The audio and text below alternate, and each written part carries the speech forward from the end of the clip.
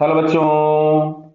इसमें लिखा है two circular disc A and B of equal mass, मतलब दोनों के मासेस बराबर हैं, thickness but made of different material of density D A and D B.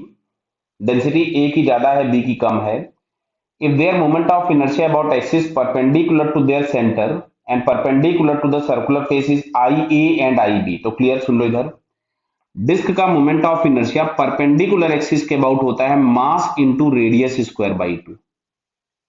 Clear है? बताइए। चलिए, तो अब हम लोग यहां से बात करते हैं आई ए और आई बी। तो मासेस तो दोनों के सेम है, बराबर समझ में आ रहा है, मास दोनों के सेम है। क्लियर है? अब सुनो यहां से, अगर मैं लिखूं वॉल्यूम, ऐसा क्यों? क्योंकि यहाँ डेंसिटी के टर्म्स में चीजें दी गई, इसलिए हमको वॉल्यूम के टर्म्स में लिखना पड़ेगा। तो वॉल इसमें हम लोगों को लिखना होगा, वॉल्यूम हम लोगों के पास आ जाएगा पाई आर स्क्वायर इंटू थिकनेस। अच्छा, थिकनेस सबकी सेम दी गई है, और मास अगर हम लोग लिखेंगे तो लिखोगे pi r square into thickness into density. Clear है? तो सुनना बात को ध्यान से। थिकनेस सेम है, पाई सेम है, तो जिसकी डेंसिटी ज्यादा होगी उसकी हमको रेडियस कम करनी पड़ेगी, क्योंकि मासेस दोनों क्या है? बराबर। क्या ये बात समझ में हमको आई? क्लियर है बेटा? बराबर है, क्योंकि मास हमको लेफ्ट हैंड साइड भी कांस्टेंट रखनी है दोनों की। क्लियर?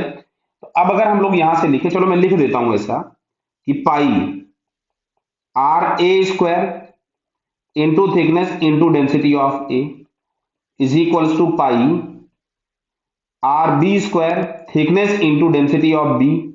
देखो पाई और टी तो कैंसिल हो गया।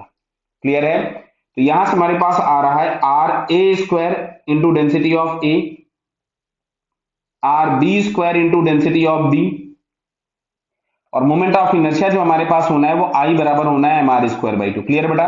अब अच्छा देखो, आर ए स्क्वायर, ध्यान से देखना बेटा। तो यहां पे दिया है तुमको डेंसिटी ए की ज्यादा है। क्लियर?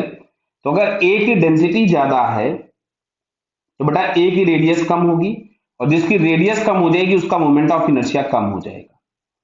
तो ए की डेंसिटी ज्यादा थी, रेडियस कम हो गई, तो यहां से हमको इंफॉर्मेशन मिली कि जो आई ए होगा वो आई बी से छोटा हो जाएगा, मतलब मोमेंट ऑफ इनर्शिया बी का बड़ा हो जाएगा और ए का छोटा। तो ये हमको थर्ड ऑप्शन में दिख रहा है। Clear? So it's third answer is correct. Okay बेटा, ऑल द बेस्ट।